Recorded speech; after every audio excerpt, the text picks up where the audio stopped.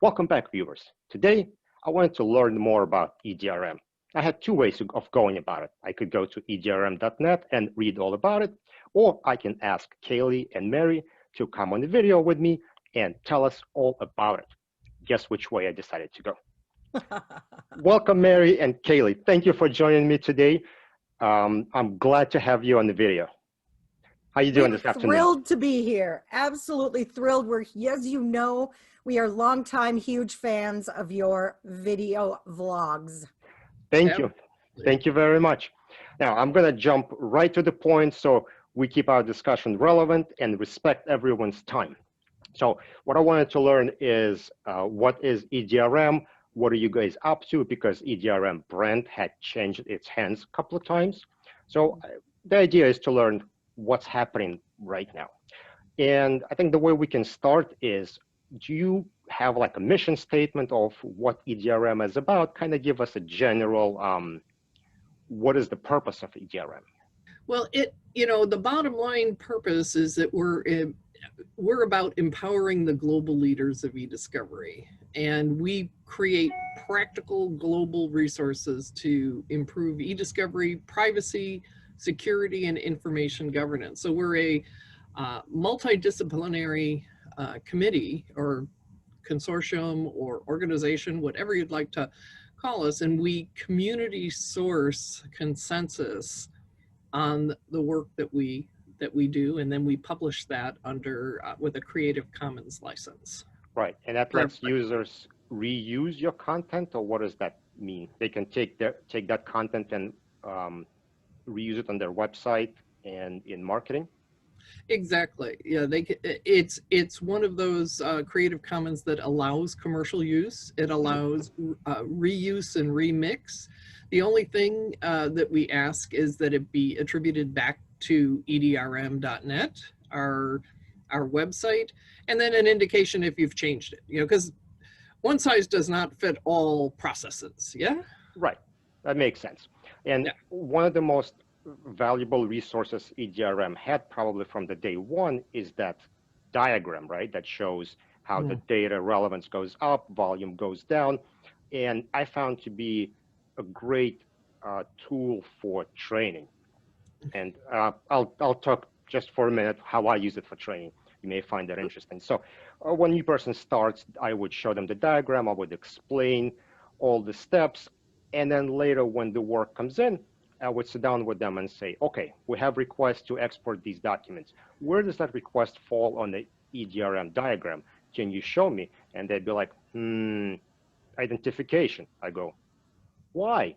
Well, we have to identify documents to export. Right, so we're gonna need to go over this again.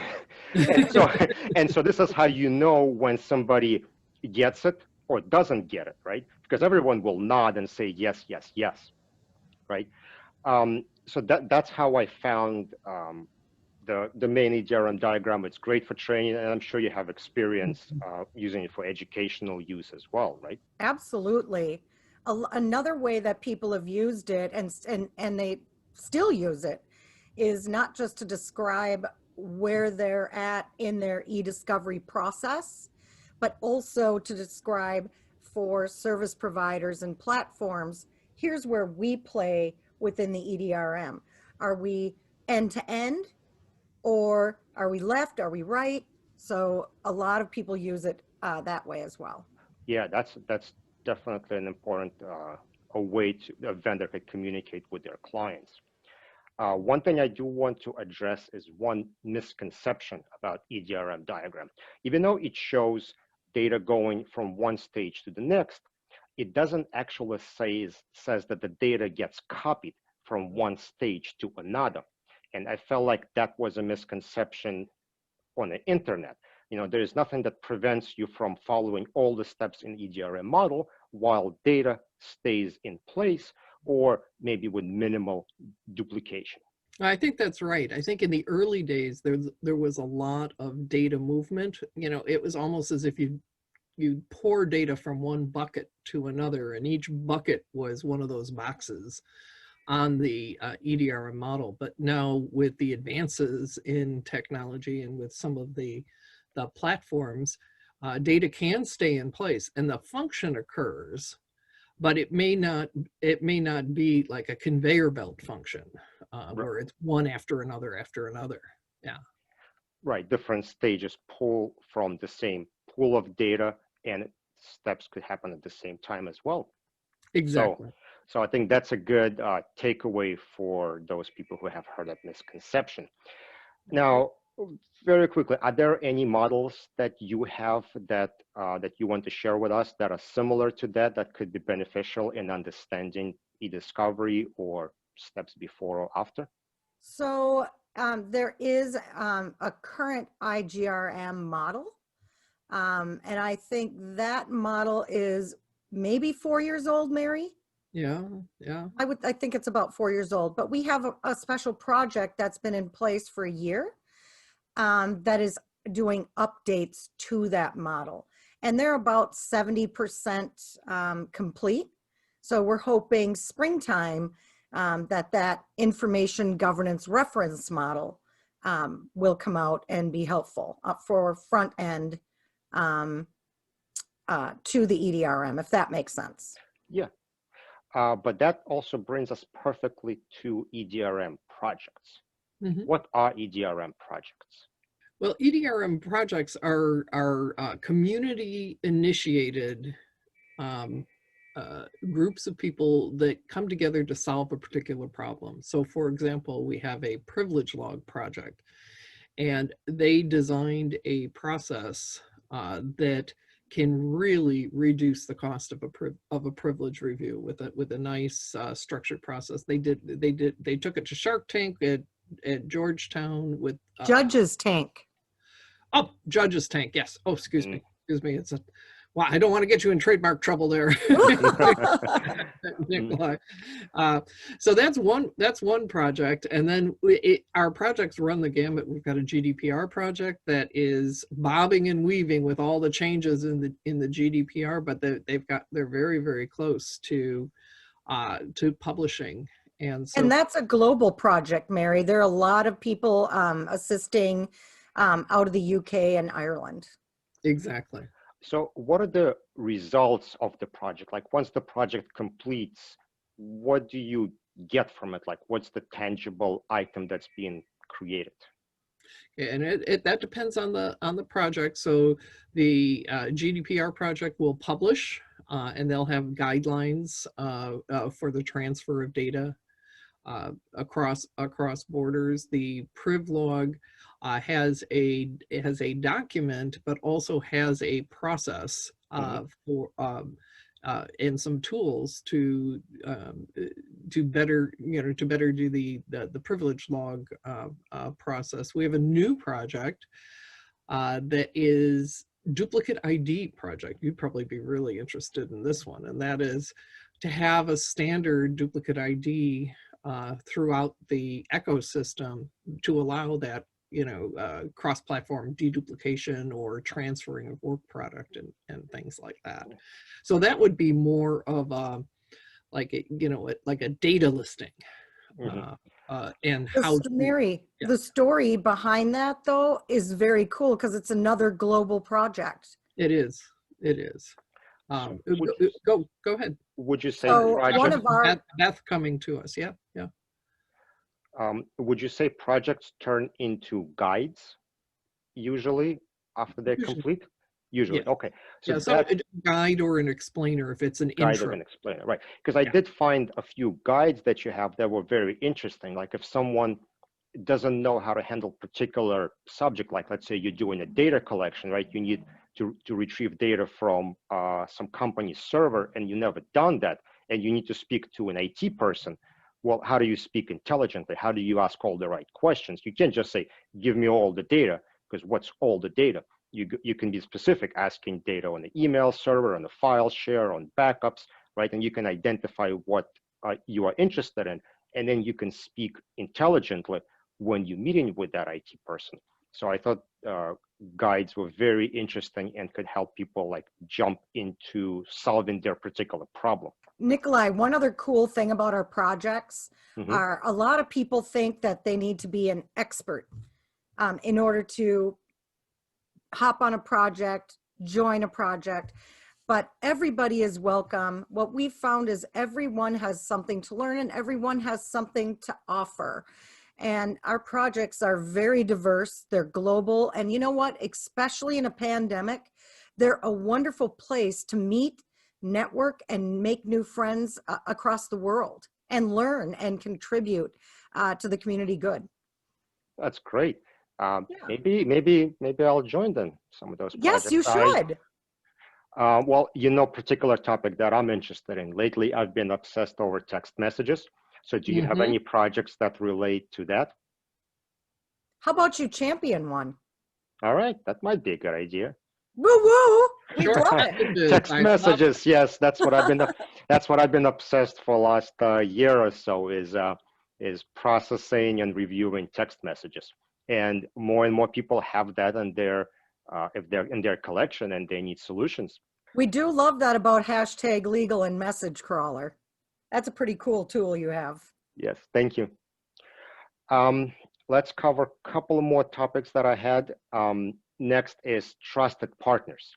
So these are the companies that are sponsoring Edrm, or what is the contribution of trusted partners to Edrm? Do you want me to take this one, Mary? I sure do. Our Edrm's trusted partners are the foundation that makes everything happen. And we like to say they make the magic happen. They're not sponsors as much as they are truly partners to us. We have mutual goals. Edrm assists our partners with brand awareness, thought leadership, lead generation, just all kinds of different things. We really partner together to help them get their branding and messaging out. Our partners also provide amazing education, especially as we're seeing a lot of new tools and updates and various things. We have many different mediums to share that, to share their messaging, and also just to share plain education. Whether it's podcasts, one of our partners, Compliance, I think going to be on their third year doing Musings with Mark and Mary. Mark Zamsky, the CEO of Compliance, and Mary Mack, of course. But we have podcasts, and then, of course, our webinar channel has about 12,000 unique subscribers, so they can get their messaging out, their thought leadership, education. And then they partner with us on things like the expo where you were at. And so we give them now in this pandemic a virtual place to connect, network, and meet people. So got it. Okay, that makes it more clear for me. All right. Thanks for asking. Yeah. Our partners are the best. And to tie it back to projects, just for a quick sec, Sure. Nikolai, is that we invite our service provider partners, in addition to our law firm partners and corporate partners, to participate in projects. But we ask, and everybody does, people take off their service provider or law firm Vendor hat. plaintiff side, defendant side, producing side, requesting side hat, and move towards like a community consensus. And we've been really pleased with how everybody is behaving. There was a little bit of trepidation about doing the dupe ID, I'll tell you that.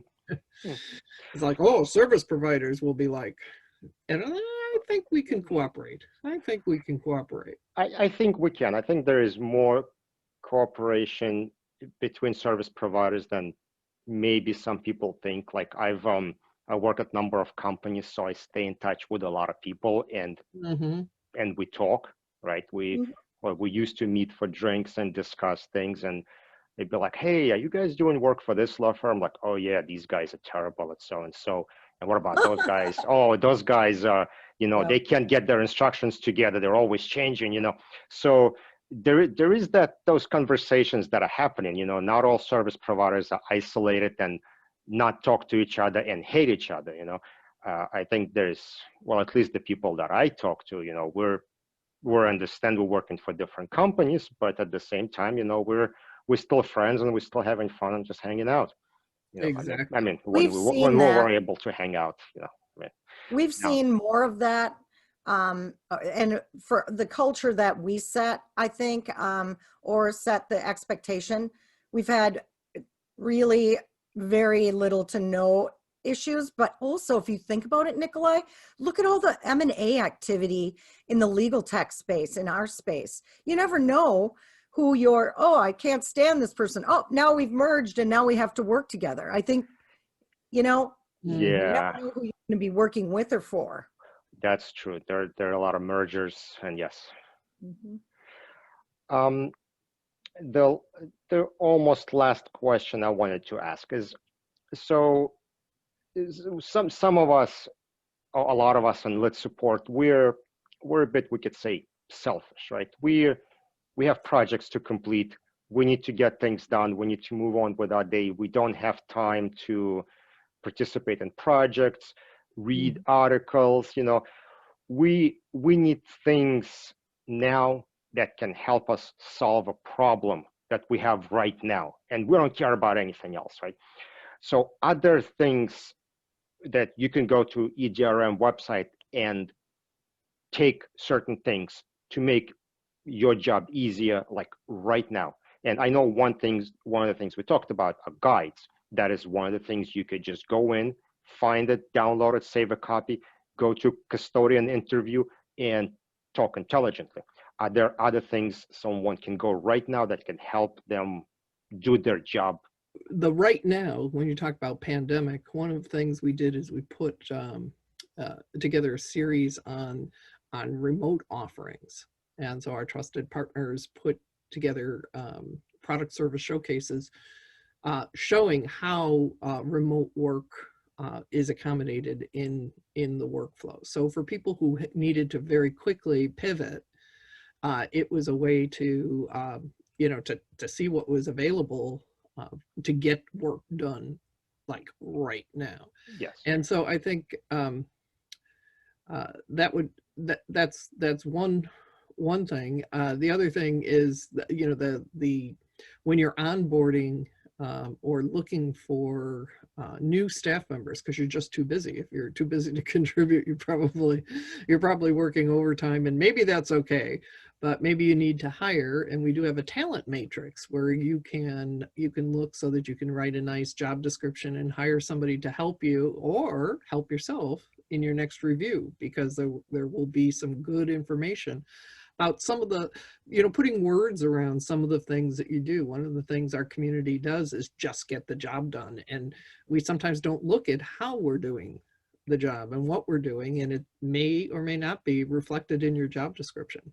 We do have some data sets that are available that you can use to you download and to evaluate the software. And there is a budget calculator that you can download and add in your particular variables and get an idea of not only how much something will cost, but how long something will take. In response to your question, in terms of I'm having this particular issue and I want to see if the EDRM has any reference materials or guides or resources or frameworks. All those materials are on our website, and you can look under resources and then do a search. Additionally, if you don't find what you need there, we have a treasure trove of webinars on every topic that are available 24/7 on demand. So if a problem is keeping you up at night at 1 a.m., you can go on our webinars and scroll down and find something that may be of help to you. That's and great. all of this is not paywalled. There's no membership fee. So. Yeah, and I think this is where I wanted to go into a section of what our viewers can do to participate in EDRM, to contribute. And I believe you already mentioned some of them, is join webinars, right? They discuss industry relevant topics. Same thing for podcasts. Yep. What else can our viewers do to help EDRM community? So yes, we have a weekly newsletter. Subscribe, find out what's new, what's happening, what trends, what's making the news. That's one. Two, get involved in our projects. Again, you don't have to be an expert. You just may want to learn more, connect, network, and everyone again has something to contribute. We have every kind of everybody, from managing partners of law firms, federal judges, paralegals, lit support, project managers, every kind of everybody. And that's what, having everybody's voices is what makes the project the best, because everybody sees a problem from a different angle. And so reach out. Everybody is welcome. Additionally, we've got some exciting virtual campus with all kinds of opportunities and ways to network and meet your community, especially in this pandemic. It is, as Nikolai just gave a 2 thumbs up, we had an absolute blast on e-discovery day. We're going to be having a Christmas open house on the 25th, holiday open house, I should say, Yes, for anybody. But we've heard from a lot of people that they're going to be alone for the holidays, especially in this pandemic. And so we thought it'd be fun to let people have a chance to run around and meet up. And Mary and I will be there, and Craig Ball and whoever else. But we're always looking for original content. If you want to write, submit something for our blog. If you want to write a blog series, or if you're interested in podcasting, there's all kinds of ways to get involved. And you know what? There's probably ways we haven't thought about yet. You have a cool idea? Reach out. We want to hear about it. Awesome. All right, Mary, Kaylee, thank you very much for answering all my questions. I think I know way more about what Edrm is now than I did before. And I hope our viewers do too. We're excited that you're going to do the text messaging project. Did I say I will do it? Yes, you did. Okay, then I will. do. And I will. All right. Thank you very much, Kaylee, Mary. Thank you, viewers, for joining us. Any comments, questions, put them in the comment section below, and we'll see you in the next video. Bye. Thanks, Nikolai. Thanks, Nikolai.